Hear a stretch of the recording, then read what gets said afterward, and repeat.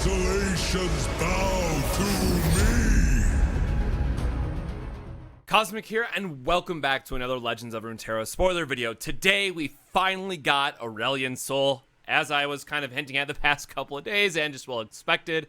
And we also got a new keyword, Invoke, which is going to be very, very strong, and something a lot of people are going to be playing. So I want to address this up front, at least just acknowledge this up front. You know, if you stop by my streams or if you stop by, you know, me talking about deck building and stuff like that, I never really felt like a deck was home to me. And what I mean by that is, for those that don't know, I played Shadowverse, and I played MTG and other stuff. There's always been like archetypes or stuff that I've really, really liked. I was usually a master of, would know them inside and out, could create new lists every time a set would come out. And I just haven't had that with Runeterra. I still enjoy playing the game, don't get me wrong by any means, but just nothing really clicked with me. And, well, I happen to be a Dragoncraft and a Portalcraft player from Shadowverse, so the spoilers today were just about everything I could have asked for and more. And then on top of that, we also got Invoke, which is just basically Discover for Hearthstone, for those that have played that game. And there's a keyword there as well, that it gives you that little bit of extra variety and fun. And again, hey, sometimes really great RNG and sometimes really bad RNG. You know, that's just the way it goes sometimes. And I could not be happier with Mount Targon. I got, you know, I'm just going to say, like, I got super emotional earlier.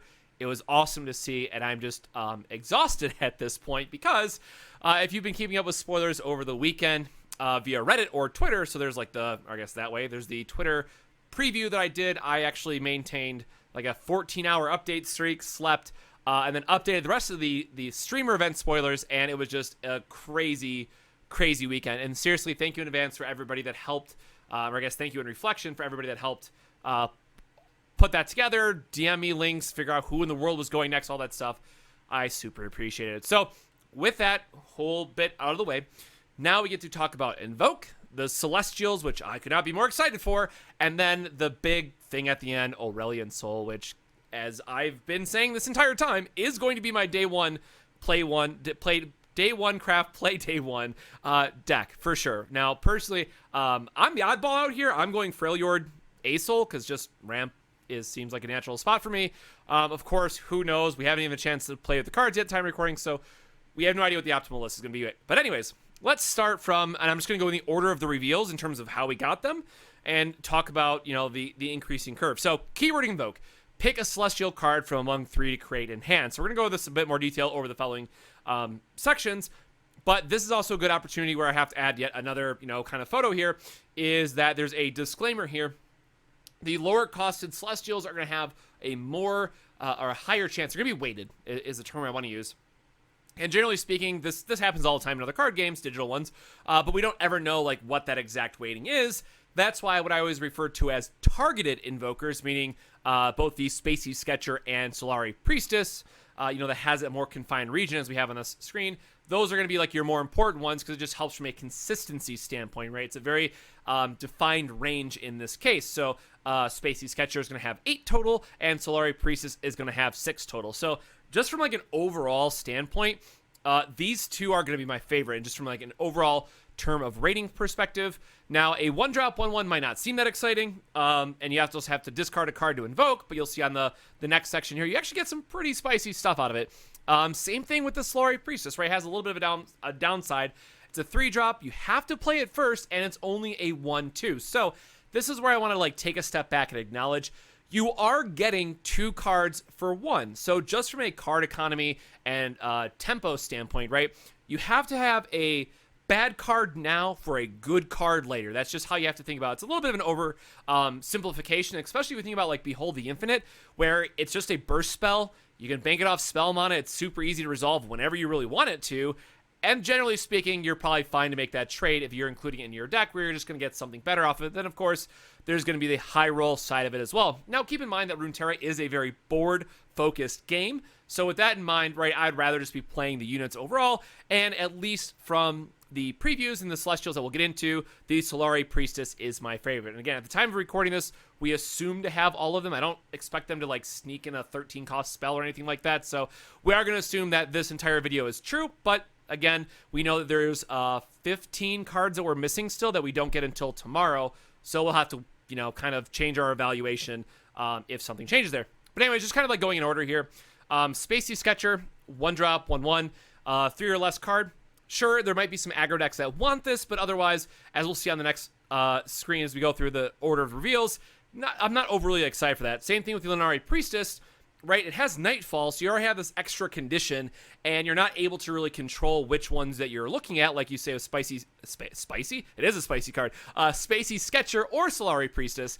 So it's something that like I can't really see it making a bunch of the Nightfall decks unless we see, and I talked about this in the more Diana video, unless we see like some more of like a slightly slower mid-range / control piece where you're using Diana as more of a control card than the aggro deck I'm assuming it wants to be. I can't see a spot where Lunari Preistess really makes a cut because it's just a really awkward cost. It, again, doesn't have that same benefit of Solari Preistess where you're looking at a set range. So Solari Preistess, on the other hand, is my favorite card out of all these. 4, 5, and 6, as we're going to talk about in a little bit, are, in my opinion, understanding that within these low-cost cards that you can play, they are the best. Obviously, the higher-cost ones are better, which are going to go with Aurelion Sol, which we'll talk about it. But for this early preview, for the cards that we had, Solari Preistess is by far and away the best one out of all of these. Now, what's interesting, though, is the Mountain Scryer. So it does have the allegiance factor, right? So you have to make a mostly Mount Targon deck for this to work. But your Celestial cards cost 1 less. And this is actually pretty good effect, as you're going to find out very shortly how well cost to stat these cards are going to be. Because, again, remember, you have to play a very weak card up front to get a better card later. So a Mountain Scryer at a 4-cost 2/3 is really not that impressive. It's nice that it has a 2 attack at least, just so it can at least get something off the board, right? Just trade out with something that they're attacking with. But again, this is one of those cards you want to stick on the board to hopefully make sure that you get those cost reductions turn over turn. So I know some people are looking at this as like a almost like a pseudo ramp where you're just playing like 3 Mountain Scryers, right? To have them on the board to reduce the cost. So you like your 4, 5, and 6 drops can be much cheaper and easier to play. So you can still play like, let's say, a 5-cost Celestial gets reduced down to 2 if you live the dream. Then you still have spell mana. It's a little bit too much for me. I don't think that's really the right way to think about it. But again, some games you're just going to high roll and then maybe get like a 1 or a 2 drop, and reducing it by 1 is still going to be pretty nice for you. Moondreamer, 5-drop, 3/5, just straight play Invoke. 3 attack is very nice because that's kind of like when that first check, the first box that we check mark, right? If we know that they're the more aggro type of decks are going to have like 3 HP, or like in the mid-range game they're going to have like 3 HP, you want to just be able to remove their threats, right? So this thankfully has 5 HP, so it can likely block 2 things, but there's still going to be some matchups where you spend your turn 5 trying to make this big play because you're going to be invoking, and then your opponent's playing something like a Hearthguard, and you're like, well, I really hope I do well off this Celestial card, or I'm going to be feeling pretty far behind. So again, that is one of the overall trade-offs that you're going to be taking. And then Behold the Infinite. I have a hard time evaluating this just right now because, again, knowing that Celestials are going to be weighted to be lower, so again, you're more likely to find 1, 2, and 3 costs. I really don't like the card overall, and plus, generally my spells are going to be for either ramping or board control, or just trying to make sure that I'm engaging with my opponent in other ways, right? Very rarely can you have something unless it's like Aeons where you're doing nothing other than ramping, right? And not interacting with the board in some meaningful way. So getting too high on these spells that just do nothing to the board per se, and you know, maybe you invoke and then you hit like a 7, 8, and 9, right? Well, if I try to invoke this on turn 3 or turn 4, well, now I lost the card. I can't do anything for a while, and I might just be dead. So one common, you know, kind of, I guess maybe more anti-hype, but I got to be transparent about it up front. Aggro is going to really suck on Wednesday if you're trying to go all in on this Evoke strategy. So something like Elusives or crowd favorite Spider Aggro, like the Draven Elise deck from way back 4 months ago at the start of Rising Tides, are going to be really good cards to battle through with. So it's going to be hard to find something that's early board interaction, making sure you're not just get run over. Because, again, if you try to play these more open Invoke cards, meaning they don't have a restriction of 0 through 3 or 4, 5, and 6, you might just kind of get unlucky, right, sometimes. Now, again, disclaimer, they're weighted to the lower end, so we have to wait and see. But I still want to have that kind of control over it to determine if it's going to be worth it for the list or not. So with that, we have our first look, and these are all the Celestial cards. So again, these cannot go in your deck. You must get them off of a Invoke card, whatever it might be. Any of the cards that we just shown, or later on, you'll see a couple more Invoke cards. So just to make this not a 1 hour plus long video, I'm going to kind of be a little bit more, blunt and straight to the point. And I don't really like to do, the hot takes per se, but that's all I can do right now. So we're going to go with it. So again, 1-drop, Spacey Sketcher, 1/1. Right, so based on what we have here, I'm going to assume this is going to be more of a aggro build strategy. So just kind of going through these, 0-cost Moonlight Burst, reduce the cost of a card in your hand by 1. I'm going to just call these hits or misses, right? So what I mean by that is if you see this off the Invoke, it's one of those things you probably don't want to see, or I'll just be like a medium rating on it. And Moonlight to me is a miss, right? So you're spending a card to do something, and unless you have a very powerful play that's worth cheating in an aggro deck, that probably is not going to matter a lot of the time. If this was, attached to the Solari Preistess, where we have like 4, 5, and 6, and maybe it was like reduced by 2 or something, right, where it would give us that pseudo ramp, then sure. Now, what I do like about this is that it is a Nightfall enabler, right? So Moonlight here does come into this situation where it's a burst, so you can play it first, it's free, so yay. And then it also reduces the cost of, let's say, a Nocturne, right? Get that out a turn earlier. But outside of that, how strong is this really going to be? So if you're trying to build a Nightfall strategy, which again, you'll be in Mount Targon anyways, this might work. It's a 1-drop, it's a very cheap card, and gives you another card to use later. Could be all right. Equinox, slow, silence a follower. I don't like this one. This one's going to be a miss for me. Unless the meta comes out to be some kind of all-in permanent granting buffs type of decks that we see, which again could be very real from Mount Targon. Think about all the support we've seen for granting permanent buffs. It could be a thing, but as of right now, and let's just say like the 10 different meta decks that we have, this is largely a miss. Now again, that opinion might change based on what we get in the future, but at least for right now, I'm not that excited for it.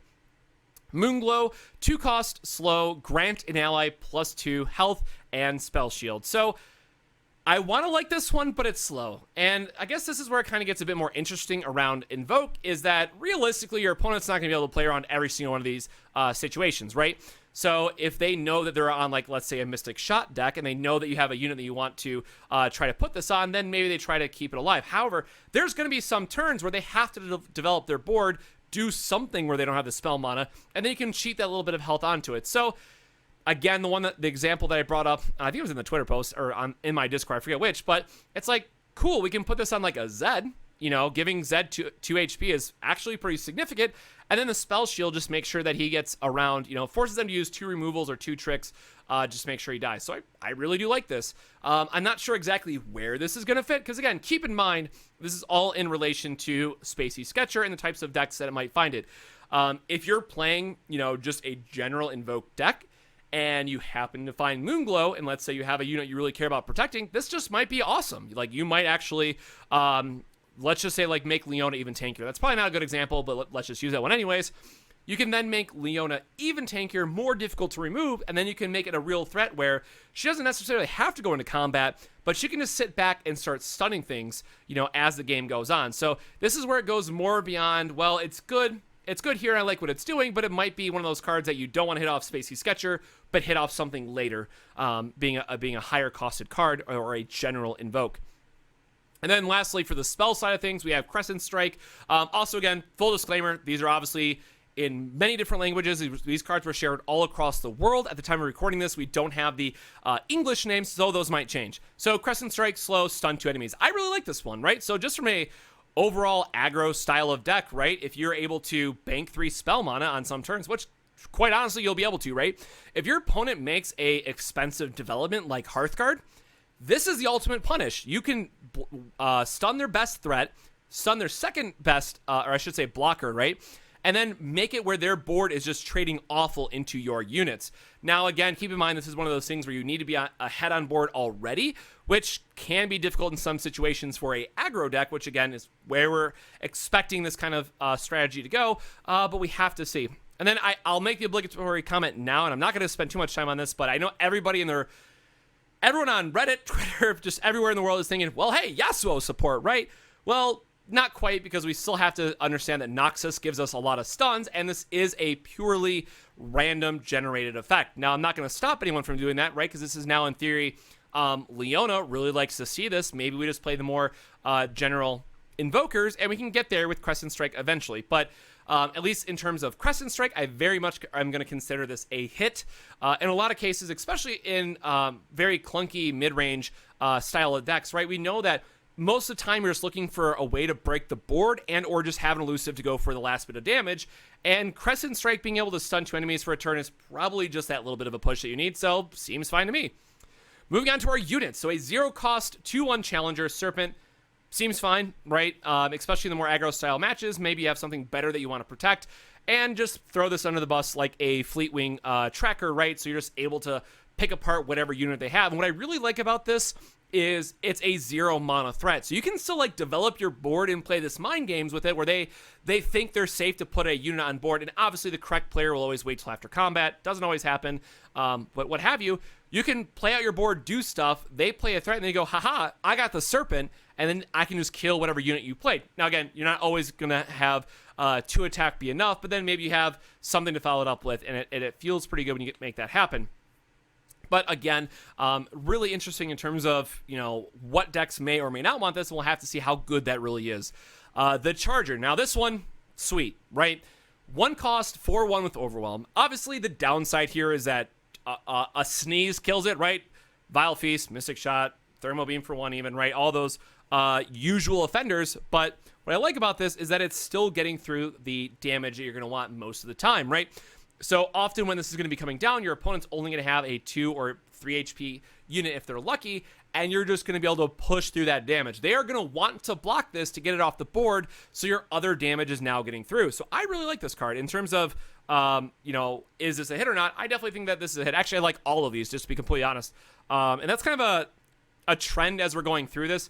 All of the units, in my opinion, with a few, with the exception of a few spells, I just rather have the units. But again, part of this does go back to Runeterra just being a board-heavy game, and some of these units just absolutely slap, as you'll see later. The Messenger, and also keep this one in mind because it's going to come back for the Aurelion Sol card, and I did not have an image for it, and I'm sure I'm going to forget to edit it, and so here it is. 2-drop, 2/2, when I'm summoned, draw 1. So also the goodest boy in the world, right? Look at that face. Just call it the nerfed Shadow Assassin, right? That's what a lot of people are already referring to it as, but hey, it does cycle itself. So if you, let's say you get Moonlight, Messenger, or let's say Equinox, Messenger, and Moonglow. Let's say that's your reveal, right? Just take Messenger, get your card back, still have a 2/2, which is okay, right? For 2 mana, that's fine, and it's going to replace itself. You know, that's going to be a hit for me. That's still giving you the option to have a decent unit in the very early game that's also going to replace itself, draw you another card. Seems great. The last one is the Trickster with his evasion. It is a 3-drop, 3/3. So in terms of, is this a hit? Obviously. It's evasion, so it's going to get through for damage in an aggro deck. That's probably what you're looking for anyways. And the fact that it has 3 HP is actually a pretty relevant amount. Now, obviously, I don't think that's too strong because it has to become off of Invoke. It's random. It's all those reasons. But I'm very excited to see this. And I know everyone's was like, is it a ferret? Is it a sea otter? It's just been wild to see what everyone's saying, trying to call this card. But it's good. I don't care what it is. It's good, right? So 3/3 elusive, definitely going to cause some people some pain, myself included. But I think that's definitely going to be a very welcome card to a lot of various aggro decks. So here's where, yesterday when I was up and, you know, doing all the spoiler threads and we got this, I knew this was going to be my favorite one, and holy, it provided. So Solari Preistess, again, just as a reminder, 3-drop, 1/2, not great stats on 3 at all, but Daybreak Invoke a 4, 5, or 6. So here we go. Written in the Stars. This one I absolutely love. Not for the traditional deck, but mostly because if you're trying to run like a one-of champion deck, again, all of this with the giant disclaimer is that you have to invoke it, but draw a champion, reduce its cost by 1, and grant it +2/+2. So we're getting another deck searcher for champions, and if, again, you're only running, let's just say Aurelion Sol, this helps you make sure that you draw Aurelion Sol when you need it. So this is just a very, very solid card, especially for Aurelion Sol. Is going to be a high costed stat we may not always want to run 3 of. Just helps that we guarantee to have it on 10 when we need it. And then just giving any champion +2/+2 is very good, right? And letting it come down at cost cheaper. So overall, spicy, amazing card. But in a lot of cases, if you're just playing like a more traditional mid-range style of deck, maybe your champions aren't the strongest focus. It might not be that important to you to have this be one of your picks, especially once we start getting into the other ones. So I'm going to call this one a experimental in terms of where it'll probably shine sometime later when people find like the one champion deck for it. But in terms of the overall on average, I'm going to call it a miss. Meteor Shower, 5-drop spell, deal 4 to an enemy and 1 to another. Again, this one is just going to be a bit more of a miss for me just because dealing 4 damage is a lot. Don't get me wrong, but just in terms of like what else I'd rather have from this kind of collection, it definitely is ranking the lowest in my opinion. So again, I wouldn't hate being stuck with this. Like, let's say if I get Rin in the Stars, Meteor Showers, Comets, which again, that's another one we don't know the official name on. Depending on what my opponent has, obviously Comet is like my number 1 pick just because it's Obliterate. It's not kill. It just straight up, it's gone. But Meteor Shower could be good in some situations. So again, keep in mind that the units have a slightly higher chance than the spells, but Meteor Shower is going to be just kind of an average, maybe leaning more towards miss, at least for me, given these other cards. And then for the last spell, the 6-cost Comets, which will probably just be Comet, I guess, Obliterate an enemy. It's great. It's slow speed, so yeah, sure. There's a downside, right? That it's slow. You probably are going to attack. Your opponent's going to develop something, right? You don't want to spend, most situations, you don't want to spend 6 mana just to obliterate something, even though I know that's going to sound amazing in a lot of situations. But if they even have like 3 or 4 cards in hand and decent mana, probably saving this. And also, it's just going to be a absolute bomb of a card as you see some of these other Celestials as they get higher and higher up in cost. So I definitely am going to consider this one a hit. It's very versatile. It kills champions, so keep that in mind. Sorry, it obliterates champions. I need to be careful on my wording.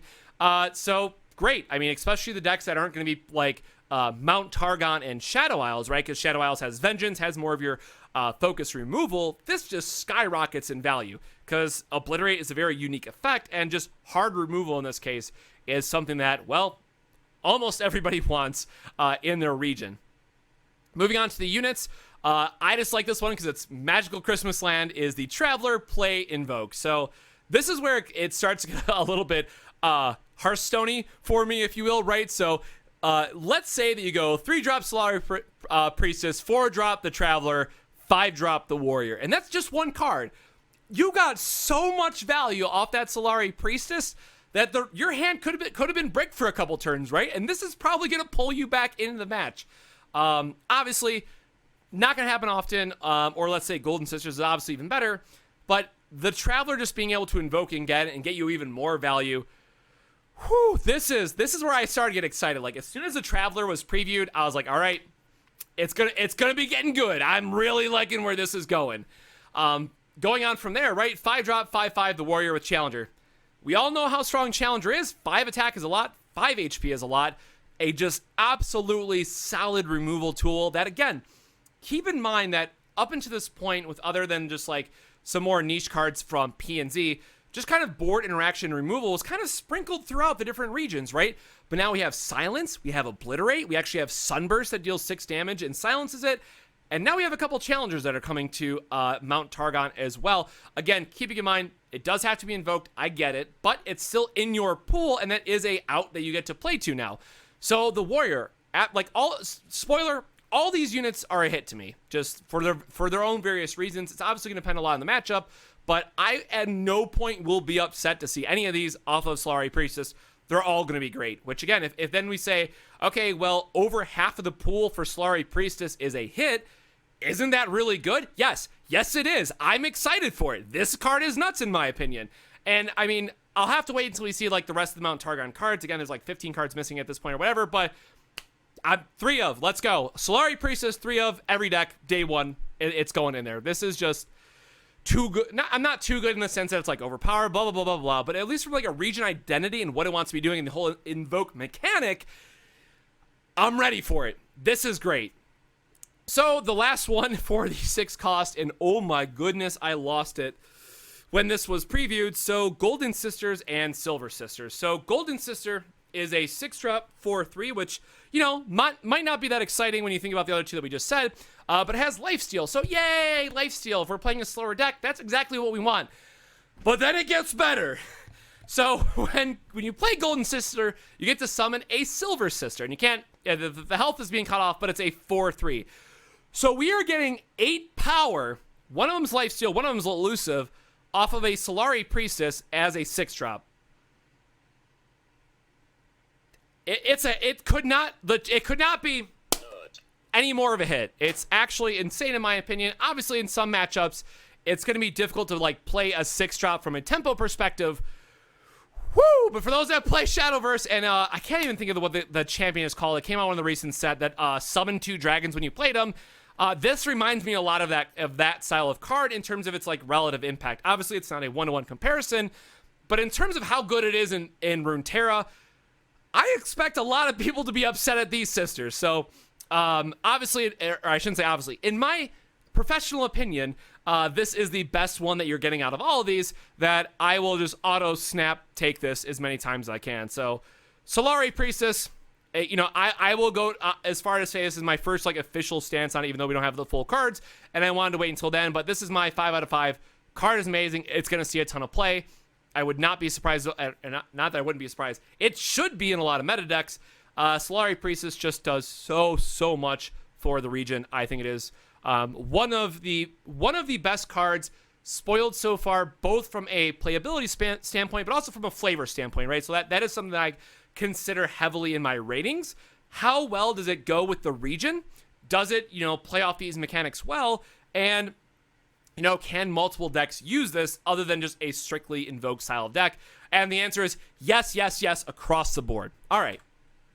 Trying to move on. Whew, and this is where I just really start to lose it. So all of these are nuts. Obviously, these are going to be harder to hit. We know that in the last little bit, there's going to be other cards to really dig into these, but whew, if you see these, and if you're playing a ramp deck, spoiler, this guy has to be playing Freljord Asol day 1. Whew, these are going to be spicy. So, Cosmic Inspiration. So this one is a little bit more difficult because you do have to behold a Celestial card. So the downside here is that you are going to be in a Invoke heavy deck because you have to like either sandbag or have one in field, right? Behold means in your hand or in play to get the effect. You have to have a Celestial card, but give all allies everywhere +2/+2 and restore spell mana. So really it costs 4. But this card, again, everywhere is important because this means that tokens, wherever it comes from, they're all getting buffed. This isn't just in your deck. This isn't just in your hand on field. This is everywhere. So, again, let's get this out of the way right now. Obviously, there's going to be ones that are better than the others. But if you, let's say that you play one of the early drop, let's say you play the 5-drop, just general Invoke, right? And if you have like your pick between a 2-drop, a 4-drop, and any one of these, maybe other than Living Legends, let's say any one of the units, it's going to be a hit, right? Like, these are just very, very strong in what they're doing. Of course, the downside, right, is if we're kind of like reading across the top here, you do have to behold a Celestial card. So generally speaking, it's not going to be like the aggro decks that have this. It's going to be more like the mid-range and control strategies. But if you're playing those, it should be very easy to activate all these conditions. So they could be a miss in that regard. But I think most of the time, if you're playing a 5-drop, 3/5 Invoke, you probably are going to the late game anyways, or trying to. So it shouldn't be hard to get all these effects. So Cosmic Inspiration, I love. We know how strong just like 2 Hearthguard triggers are. Like giving your entire deck +2/+2 is pretty insane. And now we also get to buff the cards in our hand, in our field, and then just if we're playing Aurora Borealis, right? All our Poros are getting +2/+2 as well. Yep, can't say anything bad about this. Moving on from there, Tomb of the Universe. If you behold a Celestial card, obliterate all units with 3 or less power. So again, important thing to note here is that it is all units. So much like the She Who Wanders of the deck that I previewed a while ago, right? This can hurt yourself. So obviously, if you're picking this, you're probably playing a deck that it doesn't. But we're gonna have to see like where this comes into play, right? So my first thought's always gonna be like, well, it just nukes the board for elusives, right? Well, it's an 8-cost spell. How likely are you resolving this, right? So this is a card that's either gonna be the best thing in the world because it's the ace in the hole that you need in your matchup, or you're never picking it. But that's the good thing about Invoke, right? You don't have to take this. You get 2 other choices. Now, again, there's going to be some cases where you're like, miss, crap, I got to take like the average card. But generally speaking, for how these should line up and how they should play out, again, we don't really know at the time of recording this because we don't know what all the like weighted percentages are. Having the option will always be in your benefit instead of just like randomly getting stuck with this card and then not being able to do anything with it. Moving on from there and just getting better, Supernova. If you behold a celestial card, obliterate 2 enemies. Again, think about it this way. 9 cost, yes, it's a slow. Obliterate 2 champions. Yup. And you might go, well, Ruination would do the same thing at that point, right? Obviously, Ruination has the downside that it's kill, so it comes back like off Harrowing and stuff. But again, the main thing that I want to, I guess, sell, for lack of a better word here, is that you don't always have to be in Shadow Isles anymore. And not saying that this is the most efficient or the best removal in the world, but it's finally giving us more options, right, than just straight Vengeance or just straight Ruination. And again, Ruination a lot of times will just be better depending on their board state. But if they only have 2 things that you care about, Supernova gets you there anyways. So really do like this card. Then for our last spell here, Living Legends. Fill your hand with random fleeting celestial cards. Fill your mana, or refill your mana, I think is what that should say. And I'm guessing that means both spell and your normal mana. This is insane. Obviously, this is like a treasure trove on steroids. And I'll just kind of spoil it now so you understand at the context of watching where you're at in the video right now. Sol can make celestial cards free. So this could be a 0 cost, refill your mana, do a bunch of shenanigans, right? So if you have Sol leveled up, which you probably should be winning by then anyway, so that's like the one downside I'll talk about once we get to Aurelion Sol, you can spend your mana, do a bunch of crazy stuff, whatever, right? Play this for free, because Sol's on board and leveled up, refill all of your mana, all your Celestials are free, that you probably still have a ton of, and then you get to do stuff again, right? So obviously the downside now becomes if you have to have some kind of like card draw or refill something, or you're just gonna like drop your entire hand and hey, they might be dead that turn. Great. But if you might not have any plans for the future turns where you're just like in top deck mode, so the free effect doesn't matter too much. But again, Living Legends, if you're casting it for 0, you should be winning that turn one way or another. You would have to have like insanely bad luck to miss from this point, because then again, this is filling your hand with celestial cards. They're all going to be free. You're spending like, let's just say, 20 mana worth of stuff in a turn. Obviously, if you have like 9 cards in hand and then you play this, it's not going to be as good. And also keeping in mind that the weights are going to be more towards the lower style of cards where you might only get like 2 6+ costed cards. But generally speaking, you can drop your hand, play this, fill it back up, and feel very good with what you're playing off of that. So from there, let's talk about more of the actual cards themselves. So the Destroyer, 7-drop, 7/7, Overwhelm, and Spell Shield. And again, that Spell Shield is going to stay on them until you pop it. When I'm summoned, grant me +1 for each Celestial card you've played this game. So again, Celestial card just being any of these, right? So if you played a bunch of like 2, 3, or the lower costed cards on curve, this is like a 10/7 Overwhelm that is just a massive, massive threat, right? They can't just bounce it. They can't just use a Vengeance on it. They got to use 2 things for it. And even in that case, it's just going to come back down again. So I think this is where it might be where, Will of Ionia, and the obvious disclaimer I'll add to this, if everybody starts to try to force these more very late game, mid-range, or control decks, Karma Ezreal is just going to come back and punish everybody, right? That's just kind of the unfortunate truth about it. It sucks. Ezreal Karma is just the fun police at the end of the day for late game. It's just something you have to accept. So we'll see like how aggressive that we can be to really attack their hand and attack the resources. But like the Immortal Fire doesn't have Spell Shield. So if you try to play Immortal Fire and they just stun it for the turn, sometimes that one stun is all they need. So maybe you have to rely on the Destroyer or Great Beyond. But again, you might not always have that option. So not to, snuff out the hype a little too soon or anything, but there are going to be counters to this. Obviously, all of these look insanely strong, insanely broken, but there are some late game counters that can happen. But the Destroyer is great.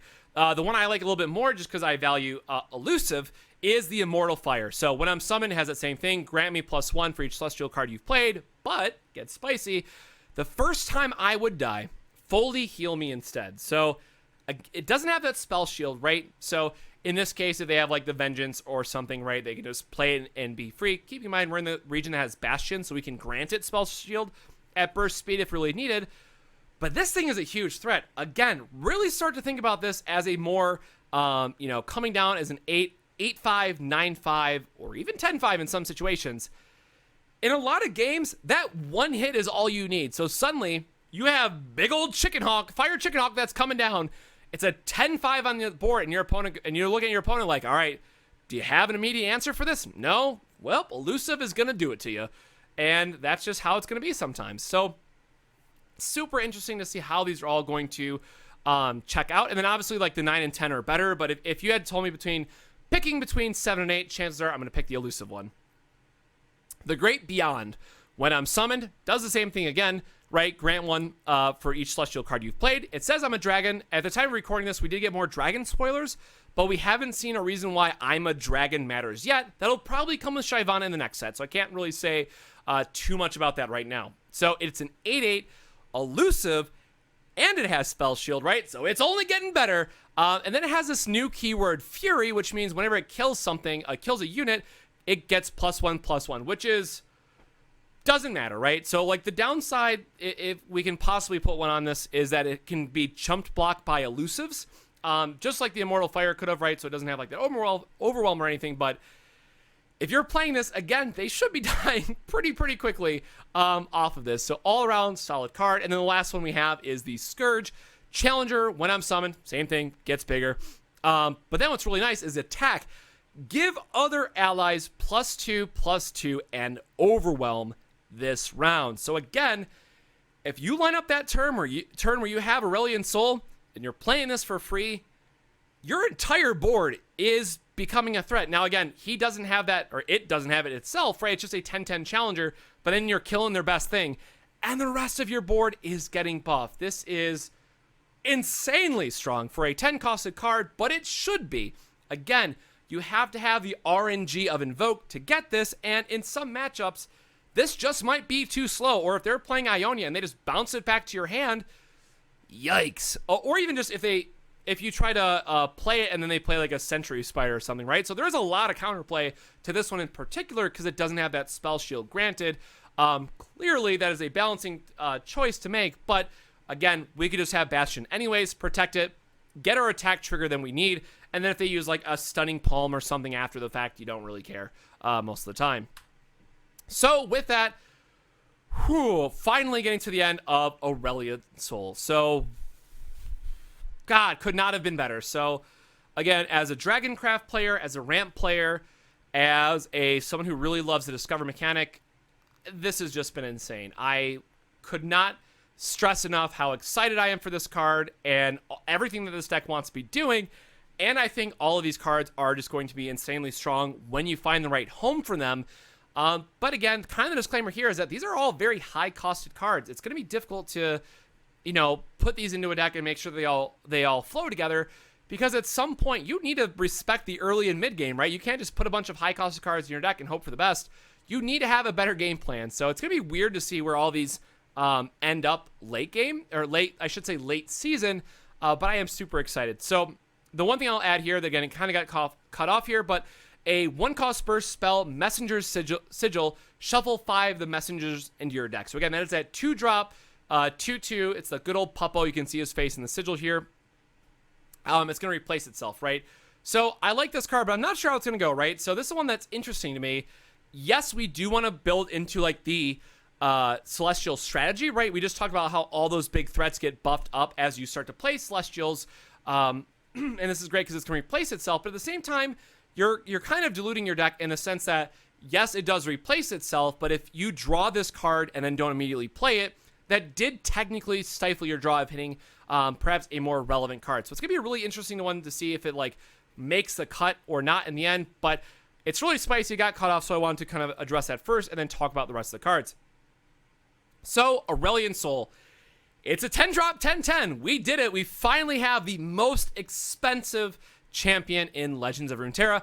It has Fury, which I just talked about. It has Spell Shield, and then it has Play Invoke, a Celestial card that costs 7 or more. So we just talked about how strong that targeted Invoke is, and Aurelion Sol is automatically going to come down and say, look, we spent 10 mana on this card. We have a Spell Shield, so we can at least get one free protection. If you somehow have a way to remove this, chances are I still have a bomb threat in my hand because of how strong all those 7, 8, 9, and 10 Celestial cards are. So at least in my mind, I immediately think about this like, great.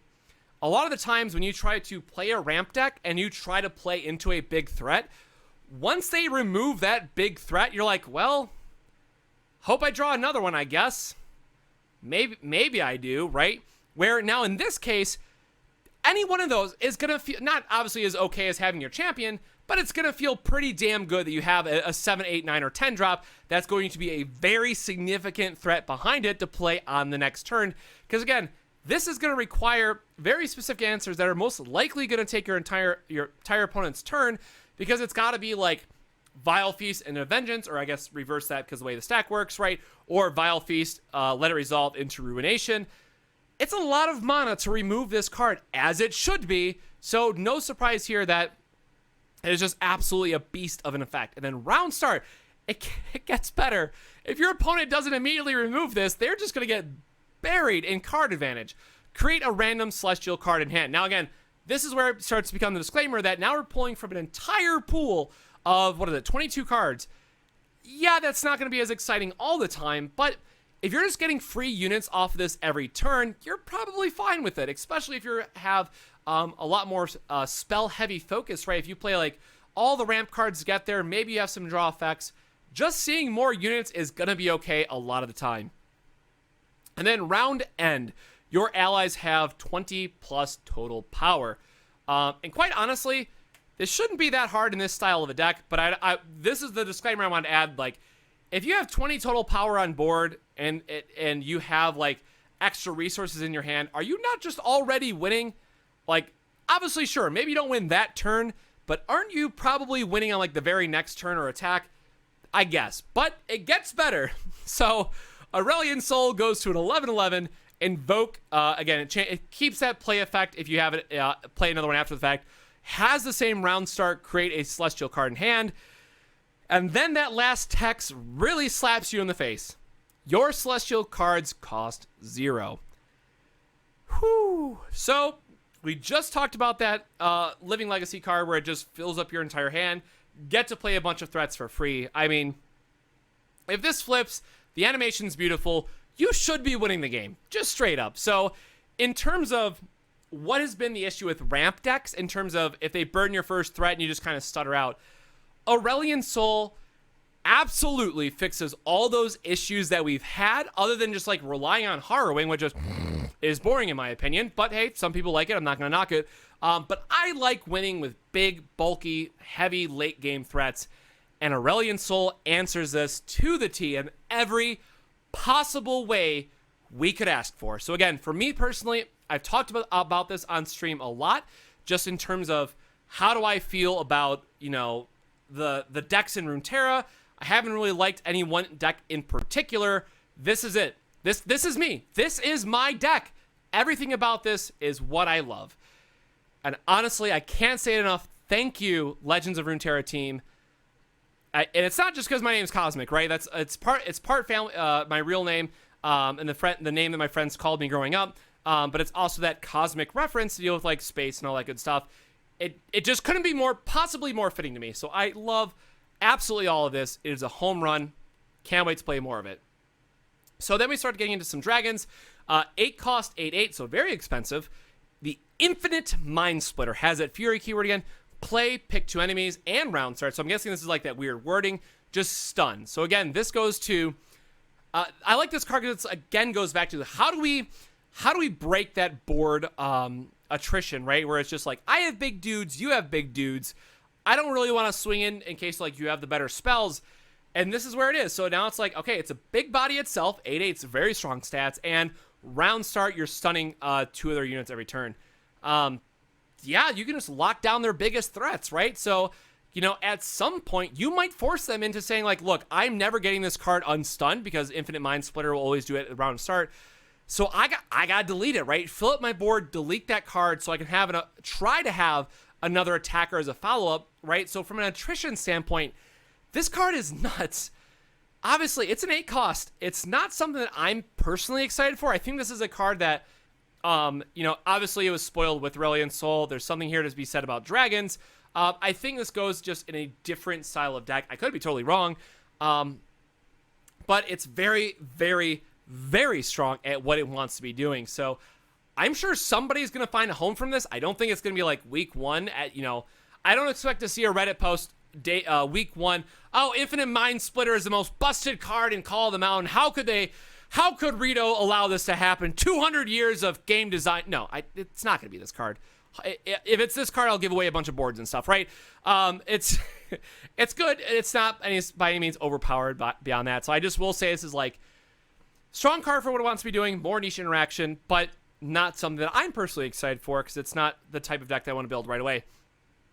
Moving on from there, we have a 6-drop Invidious Vox, I guess is how you say that, Fury, and then when an ally with Fury kills an enemy for the first time each round, create a random dragon in hand. So I'm not going to do the dragon spoiler video. I just don't have time. Maybe I'll do it tomorrow.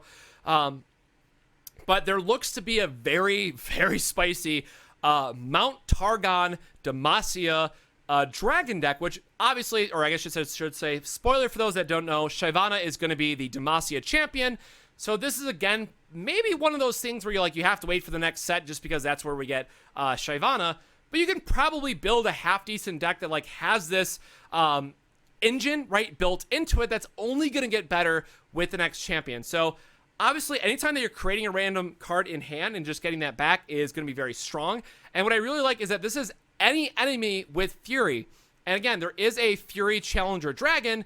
So if you have those two on board and you're able to just give it a back-to-back or give it some kind of granting effect where it gets stronger and stronger each turn, that you're just being able to kill unit after unit and you're getting free dragons in your hand, you're going to be winning a lot in that case. Or we'll just go right into it, right? You have Star Shaping.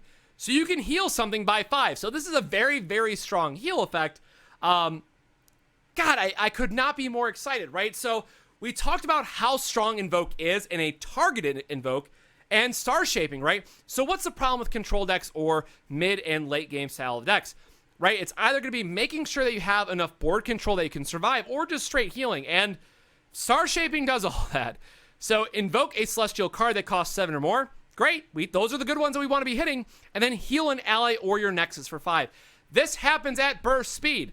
So again, we're now in a position where 5 mana, yes, it's kind of expensive to hold, right? Maybe you have 3 spell mana, you reserve 2 for at the end.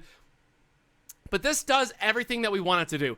It gives us stability. It gives us a bomb of a threat to have. So maybe we didn't even draw Aurelion Sol yet, right? Maybe we just need a 7+ costed card that's going to come down, smack the board around, and make your opponent burn a lot of resources. Star Shaping does that. So for the Aurelion Sol style of decks, I just assume that this is going to be an automatic card that people are playing because it kind of does everything that you want it to do. And then keeping in mind, if you're able to find one of those big threats that you've played a bunch of Celestial cards, right? Now you're able to play a game where let's say turn 8, turn 9, you play a big Celestial threat. Turn 10, you play Aurelion Sol, and you very easily have 20 power on board, and you're just kind of staring down your opponent at that point, right? All right, look, do you have multiple spells to interact with this? No? This is going to look really bad for you on the next turn. So Star Shaping, absolutely solid card. Love to see it. And then if it couldn't get any better just from the cataclysm of power that Aurelion Sol is bringing, we have the Skies Descend, or Aurelion Sol, the Skies Descend. So this is going to be a champion spell, and of course something we can put in the deck. 15 cost card, but costs 2 less for each dragon or celestial ally you have, and then you shuffle another copy. So as we just talked about, going back to maybe the Messenger Sigil, right? So not only is it now able to put a unit on board, replace itself, it's also helping reduce the cost of your big one-sided board wipe. Now, obviously, again, if they're playing Ionia, Deny is going to hurt a lot, but for every other deck, a 15 damage spell, you're losing it all. Now, again, they could have Spell Shield. They could save their best threat. But in a lot of scenarios, this is going to deal with the vast majority of their board and is just going to win you the game. So again, this is one of those things where like, it might be a one of just because it's very expensive to get this effect, but it will be one of those things where chances are if I have Aurelion Sol and the board's getting clunky, I'm just going to play this and being, you know, I'm not even attacking with, or I'm not flipping Aurelion Sol. It's just, I got to play this card for value. You lost all of your blockers, and then just my board is big enough to kill you, right? Aurelion Sol is not flipping. So with all that out of the way, whew, this has got very long, but I tried to go through the best I could. Aurelion Sol is going to be one of those cards where you're probably not going to see the level 2 side all that often. Your opponent's just going to concede once you play it.